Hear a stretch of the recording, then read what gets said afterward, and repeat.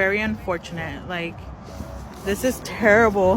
Mereka mengira kita adalah scammer yang berpura-pura menjadi korban kebakaran untuk mengumpulkan donasi.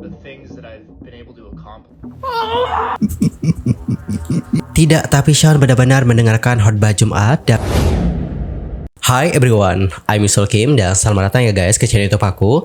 By the way, yang lagi nonton, gimana kabarnya hari ini? Apakah dalam kondisi yang baik-baik saja?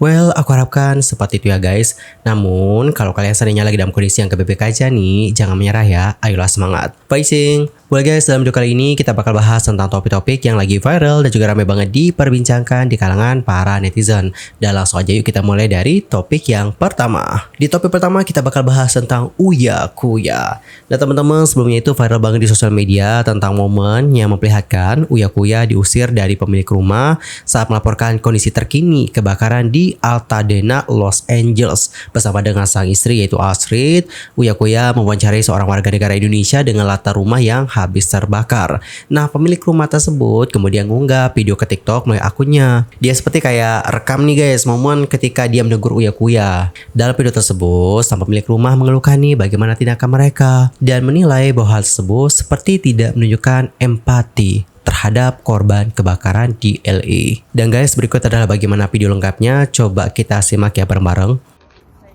I love how people are taking pictures like if they were really affected. And like seriously, this is ridiculous. First the royalty family yesterday, and now these people, like, they have no respect for our loss at all. It's very unfortunate. Like, this is terrible that these people are doing this. Like, do they not understand that we lost our home? They don't understand any of what we're going through. They don't get the hardships of having to replace all that we had. 21 years worth of work that we're having to, you know, restart from. And they're just not understanding it. It's so sad that people try to monetize off of our pain and they don't understand it. Like, this is ridiculous. It really is. It's getting really out of hand. At least we had to put a chain lock, chain and a lock, because people were going onto our property like if it was theirs, like if they're the ones that own this home.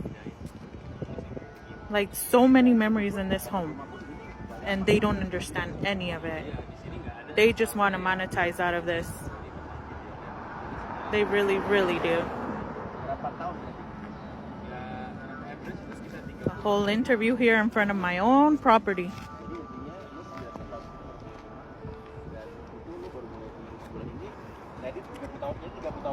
Who are you guys? Who are you guys? Who are you guys? No, who are you guys? Alright, ini adalah ketika pemilik rumah udah mulai negur mereka ya. Dan bertanya, siapa kalian gitu. No, who are you guys? From Indonesia. And yeah, so this is my property. Can you guys like, I'm sorry, this is ridiculous. Okay, no worries. Thank you. Sorry about that. Alright teman-teman, jadi intinya adalah untuk pemilik rumahnya itu seperti kayak gimana ya, seperti mengeluhkan gitu tentang tindakan tersebut. Nah pemilik rumah mengatakan bahwa hal ini itu sangatlah konyol dan seperti tidak menghargai mereka gitu. Bagaimana mereka kehilangan tempat tinggal mereka dan mereka juga harus memulai ulang lagi. Dan melihat bagaimana propertinya yang habis terbakar dan dijadikan sebagai latar belakang untuk wawancara tersebut, dia tidak menerima nih guys. Karena menurutnya hal itu menunjukkan sikap yang tidak berempati. Dan kalau kalian tadi usai ditegur, Uya Kuya sama tim itu kan langsung berhenti guys, langsung berhenti merekam gitu loh maksudnya. Dan honestly aku juga nggak melihat sih bahwa mereka mempublikasikan ataupun mengunggah konten yang mereka rekam di tempat tersebut. Aku nggak ngelihat nih guys. Dan guys, pada akhirnya hal ini pun lantas menjadi viral dan juga menuai reaksi yang pro kontra dari kalangan para netizen. Di Twitter, beberapa netizen berkomentar seperti ini. Coba kita lihat ya seperti apa reaksi mereka. Hidup di luar negeri, khususnya Eropa dan Amerika Serikat, masalah privasi itu sangat penting. Bikin konten di lokasi bencana sama aja melanggar privasi mereka yang terkena musibah. Juga dianggap nggak sopan dan juga nggak punya empati. Jangan samakan dengan di Indo ya. Di Indonesia, Anda dikenal sebagai artis, di Amerika Serikat nggak dikenal orang. Mereka pas sebelum kesana apa nggak belajar adabnya orang orang sana apa ya? Masuk perkarangan orang tanpa izin atau trespassing aja bisa dilaporin ke polisi. Ini meski nggak masuk ke halaman, tetap aja itu properti orang. Kan katanya mau kasih tahu kondisi real ke warga Konoha ya. Mending belajar jadi jurnalis dulu sih, biar tahu apa aja yang harus dilakuin. Tapi kan katanya doi anggota DPR juga ya. Kenapa bukan kondisi rakyatnya sendiri yang diperhatiin, malah rakyat dari negara lain? Etika dan empatinya itu dipakai. Kayaknya nih udah bolak-balik luar negeri, masih aja nggak hafal culture di sana. Wak wak wak. Alright everyone, jadi sepatutnya beberapa komentar-komentar dari para netizen. Dan pada akhirnya usaha ini menuai reaksi yang pro kontra nih di kalangan netizen, dan juga udah banyak banget yang ngebahas tentang hal ini. Uya pun memberikan klarifikasi, baik itu di media maupun di sosial medianya sendiri. Adapun untuk klarifikasi di sosial medianya, Uya mengatakan seperti ini. Mohon maaf atas kegaduhan dan kesalahan saya ini. Semoga ini jadi pembelajaran buat kita. Yes, betul. Itu kejadiannya di Altadena. Waktu itu kita lagi buat video yang diminta sama teman-teman wartawan Indonesia yang mau lihat kejadian real di sana. Berhubung banyak video hoax dan AI tentang kebakaran AI. Itu lokasi nggak jauh dari rumah salah satu warga negara Indonesia yang juga terbakar. Di situ banyak polisi, FBI, dan National Guard. Dan kita bersama puluhan orang lainnya yang juga mengambil video di jalan sana dipersilahkan untuk mengambil gambar selama itu di public space, sidewalk, pinggir jalan, dan tidak masuk properti orang. Dan kita lakukan di sidewalk, pinggir jalan sesuai arahan aparat. Saat kita ditegur oleh orang yang mengaku pemilik rumah, kita langsung stop rekaman dan menghapusnya. Bukan bermaksud membela ya guys, tapi seperti yang aku lihat mereka benar-benar nggak ngunggah video tersebut. Ini berarti bahwa mereka benar-benar ngehapus rekaman itu. Lanjut kita baca lagi. Dan kejadian itu sudah beberapa lama sebelum video viral. Kita sama sekali tidak mengupload video itu di TikTok, Reels, dan YouTube karena kita buat video itu request dari teman-teman wartawan dan media di Indonesia. Setelah itu, video yang di depan rumah orang yang mengaku pemilik rumah juga langsung kita delete. Dan kita sudah meminta maaf juga pada orang yang bersangkutan karena sebelumnya orang tersebut tidak ada di sana dan kita juga nggak tahu kalau dia pemilik rumah sebelum dia menegur kita. Kita juga sama sekali nggak tahu ya kalau dia juga memvideokan kita, dan kita baru tahu setelah dia upload dengan video yang dipotong dan tidak ada lanjutannya. Bahkan melalui akun TikTok Cintaku ya sudah berusaha mengirim DM langsung ke pemilik konten, meminta maaf lagi namun tidak dibalas. Bahkan ada beberapa penjelasan Cintaku ya yang berusaha menjelaskan di kolom komentarnya yang banyak dihapusin oleh mereka. Dan melihat dari komen-komen yang di konten aslinya TikToknya ya, mereka mengira kita adalah scammer yang berpura-pura menjadi korban kebakaran untuk mengumpulkan donasi untuk kepentingan pribadi karena mereka tidak mengerti mother language kita. Mungkin penjelasan saya tidak akan memuaskan semua netizen, tapi inilah klarifikasi dan permintaan maaf saya. Dan selain itu, Cintaku ya juga seperti yang sudah dikatakan tadi, itu sudah berusaha nih guys untuk menjelaskan di kolom komentar. Adapun beberapa yang berhasil tercapture seperti ini, coba kita baca bareng-bareng ya. Padahal udah ditanya loh sampai punya properti, bukannya izin permisi dulu kalau merekam properti orang, malah yang punya rumah kayak ganggu rekaman mereka. Terus Cinta bales nih, we did try to explain on her DM. We just trying to give a valid information to Indonesian people since there are a lot of fake news. We deeply sorry and we move and delete the video right away. Intinya, Cintaku itu bilang kalau kita itu mencoba menjelaskan ke dia lewat DM. Dan tujuan mereka itu hanya ingin untuk memberikan informasi yang valid, mengingat banyaknya beredar berita hoax. Dan mereka juga mengatakan mereka meminta maaf sedalam-dalamnya. Dan waktu ditegur mereka langsung pindah dan nge-delete rekaman tersebut. Begitu guys. Next, baca lagi. Itu waktu yang punya bilang this is my property. Gak ada yang kepikiran buat izin permisi atau sekedar tanya kabar korban saat itu, daripada harus sibuk balesin semua komentar netizen sesuai kondisi saat itu. Kita tahu dia gak nyaman. Kita lebih baik walk away from her. We feel sorry for her. And kita juga menghapus videonya juga kok. Kita juga mau tanya, udah keburu dia gak mau ngomong sama kita. Ya gimana orang mau diajak ngomong, udah keburu tersinggung lah, baru nanya who are you guys, yang bertopik kesannya nge-hush melambaikan tangan untuk menjauh, padahal itu propertinya dia. Terus ada yang bilang lagi nih, mau ngapain lu buat vlog? Kita nggak bikin vlog. Who said that? I don't even mention any of vlog. I just said that we give a right information to Indonesian people. See, our YouTube nggak ada juga kan videonya. Intinya adalah Cintaku yang mengatakan kita tuh nggak buat vlog. Siapa sih yang bilang kita tuh buat vlog? Nggak. Kita itu cuman pengen memberikan informasi yang valid kepada para netizen Indonesia. Seperti itu guys. Dan gimana nih pendapat kalian menanggapi isu yang satu ini? Antar komen ya di kolom komentar. Dan lanjut kita akan masuk ke informasi yang berikutnya. Kita bakal bahas tentang TikTok yang katanya di-ban nih guys di United States. Emang benar ya TikTok kita di-ban. Jadi guys, sebelumnya nih heboh banget di sosial media tentang TikTok, bahkan CapCut itu juga katanya di-ban untuk akses wilayah Amerika Serikat per tanggal 19 Januari 2025. Kebijakan ini diambil terkait kekhawatiran terkait keamanan nasional, privasi data, dan pengaruh geopolitik. Pemerintah Amerika Serikat khawatir data pengguna Amerika dapat diakses oleh pemerintah China melalui Undang-Undang Keamanan Nasionalnya yang mengharuskan perusahaan domestik bekerja sama dalam pengumpulan intelijen. TikTok itu dianggap mampu melacak data lokasi, pesan, dan aktivitas pengguna yang beresiko dimanfaatkan untuk spionage atau manipulasi politik. Meskipun TikTok telah meluncurkan Project Texas untuk menyimpan data pengguna Amerika Serikat di server lokal, Departemen Kehakiman menilai upaya ini belum cukup. Sementara itu, Mahkamah Agung Amerika Serikat mendukung larangan tersebut. Mereka menilai TikTok dapat mengumpulkan data dalam jumlah besar yang berpotensi membahayakan keamanan nasional. Dan guys, pada akhirnya ya tanggal 19 Januari TikTok itu kayak di-ban nih. Dan sebelumnya itu udah banyak banget loh influencer ataupun TikToker asal Amerika Serikat yang sudah ngebuat video perpisahan. Dan video mereka seperti ini coba kita lihat bareng-bareng. I'm just feeling really sad. I really love this app. Why would they take this app from the girls? This app truly saved me. Thanks for the memories, TikTok. It was fun while it lasted. It's been a long day without you, my friend. Gotcha, bitch. Legends never die.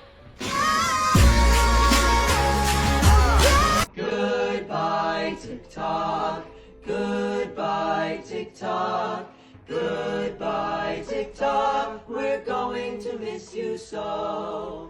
Farewell TikTok, farewell TikTok, farewell TikTok, we're going to cry ourselves to sleep. Oke, jadi seperti itulah bagaimana ucapan selamat tinggal dari mereka nih guys. Sedih banget ya. Tapi guys, kalian tahu gak apa yang lucu? Gak lama setelah TikTok ini kayak di-ban ya, TikTok itu kembali lagi. Jadi, spekulasi dari CNN.com, sekitar 12 jam setelah ditutup di Amerika Serikat, TikTok comeback again. Ini disebabkan oleh langkah Presiden terpilih Donald Trump untuk menyelamatkan aplikasi tersebut.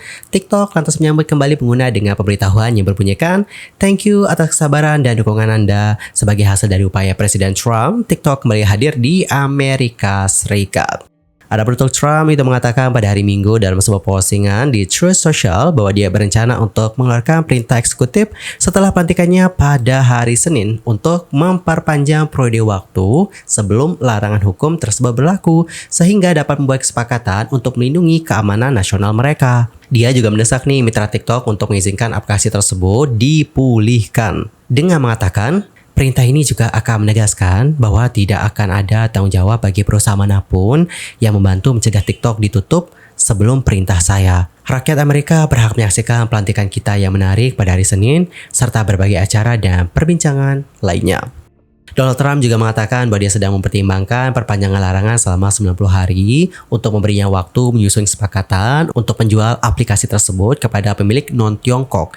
Dalam postingannya, Trump mengatakan bahwa dia akan mengupayakan usaha patungan 50-50 antara perusahaan induk TikTok yang ada yaitu ByteDance yang berbasis di Tiongkok dan pemilik baru dari Amerika. Dan guys, kabar ini lantas disambut gembira nih oleh para warga Amerika Serikat. Namun ini juga jadi kayak meme gitu loh sekarang, karena mereka kan baru aja ngucapin goodbye gitu. Tapi sekarang nggak jadi di ban. Jadi mereka pun banyak yang ngebuat meme dikarenakan tersebut. Dan beberapa video dari mereka seperti ini nih kocak-kocak banget sih guys. Coba kita simak seperti apa video kembalinya mereka. The things that I've been able to accomplish with you guys. I posted a crying goodbye video to my TikTok yesterday, and now it's back! You can't just come back like that! What the fuck? Udah nangis-nangis ya.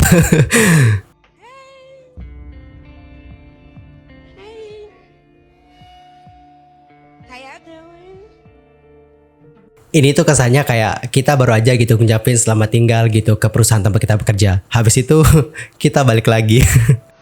Okay guys, we're back. Did you miss us? Because we missed you.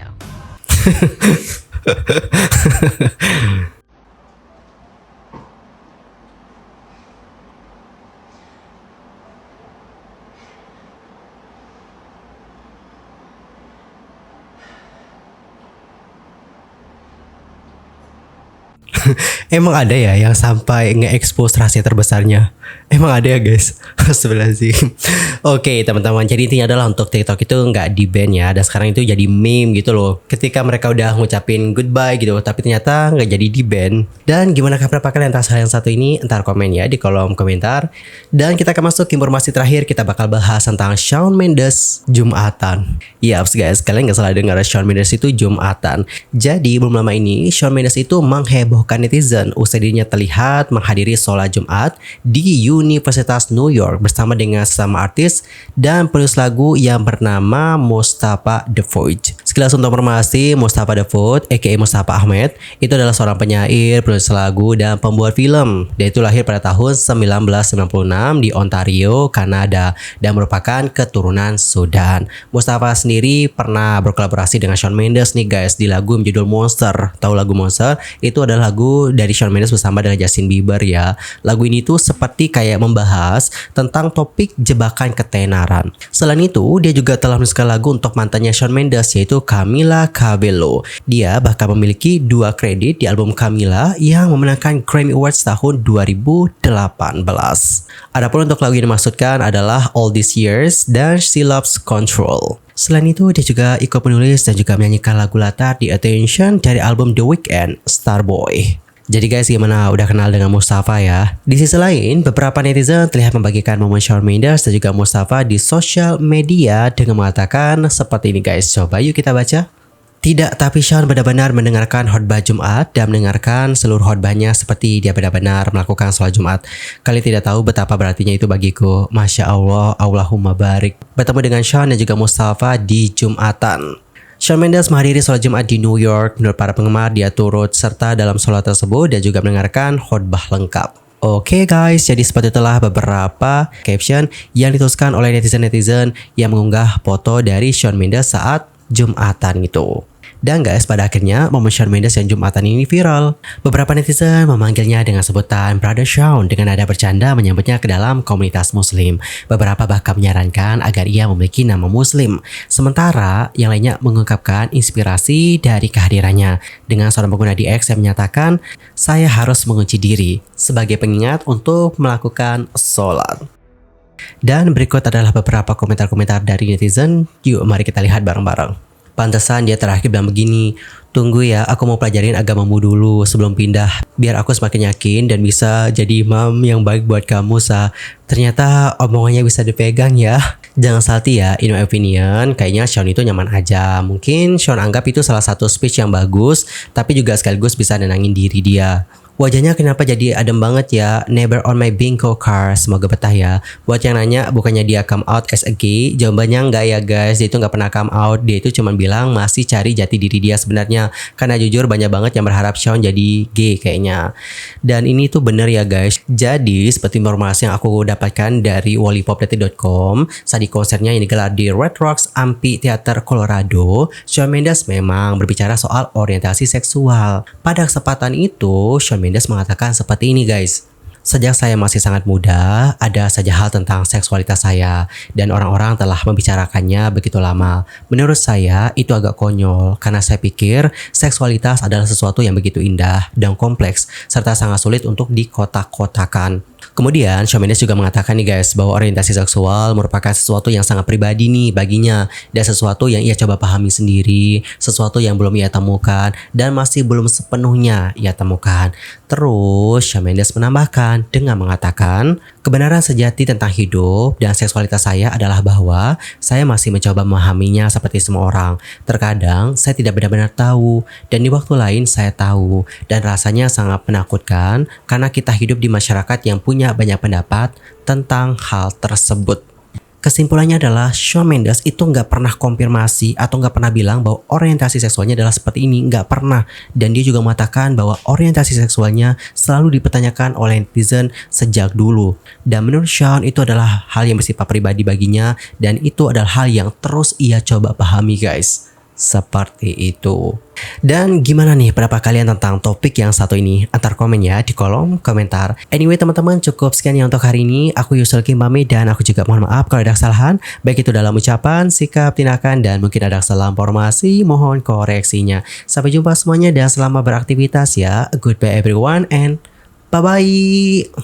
By the way teman-teman, di akhir video ini aku mau nge-spill beberapa produk yang bagus buat kalian yang pengen mencerahkan wajah dan juga kulit. Kita mulai dulu dari facial foam. Kalau facial foam sendiri aku pakai Wardah yang Crystal Secret. Teman-teman dapat perhatikan, ini produk mengandung NMF amino, susah banget nyebutinnya ya, plus AHA PHA, yang mana kandungan ini dapat membantu mengangkat sel kulit mantis secara gentle untuk ngebuat kulit tampak cerah nih guys. Terus aku juga beli tonernya Wardah yang Lightening Face Toner. Toner itu menurut aku penting banget ya guys. Jadi sebelum pakai serum aku pastiin dulu pakai toner. Karena dengan pemakaian toner ini dapat membantu untuk penyerapan produk-produk yang akan kita pakai selanjutnya nih guys, seperti serum. Dan kalau untuk serum sendiri aku pakai serumnya Rojokis ya guys, yang Jeju Lotus. Jeju Lotus ini untuk mencerahkan by the way. Terus kalau yang ini yang warna hijau, yang tea tree bija ini tuh untuk ke jerawat ya. By the way yang hijau ini selain merawat kulit yang berjerawat, ini juga dapat membantu untuk memudarkan bekasnya dan juga dapat mencerahkan guys. Karena di sini juga mengandung niacinamide. Dan kalau untuk mencerahkan ya ini Jeju Serum. Jujur aku kepincut pakai Rojokis karena aku sebelumnya pakai maskernya guys, dan maskernya itu benar-benar bagus banget. Meskipun harganya juga lumayan lah ya, tapi benar-benar bagus sih hasilnya. Terus aku juga rutin banget pakai ini Nasipik Phytoniacin Sleeping Mask. Udah aku pakai lama banget sih guys, sejak era Covid aku pakainya. Benar-benar setia banget. Cuman ini doang yang setia aku pakai dari dulu. Ini tuh ya pasti pakai adem, cepat banget meresapnya, dan kulit tuh jadi lembab sih. Dan ini juga dapat membuat wajah jadi cerah guys. Oh ya, untuk formasi ini tuh mengandung 5% niacinamide. Dan untuk mencerahkan kulit badan, kayak kulit tangan lah misalnya, kalian mungkin bisa pakai Herboris Body Serum. Ini tuh punya kandungan 5 kali vitamin E. Dan yang aku pakai ini adalah varian Raspberry and Tomato. Ini benar-benar harum banget guys, sumpah. Dengan pemakaian 21 hari secara rutin, insya Allah kulit kalian akan tampak lebih cerah. So gimana nih guys, apakah kalian tertarik untuk coba? Kalau tertarik, kalian bisa cek tag produk. Goodbye everyone.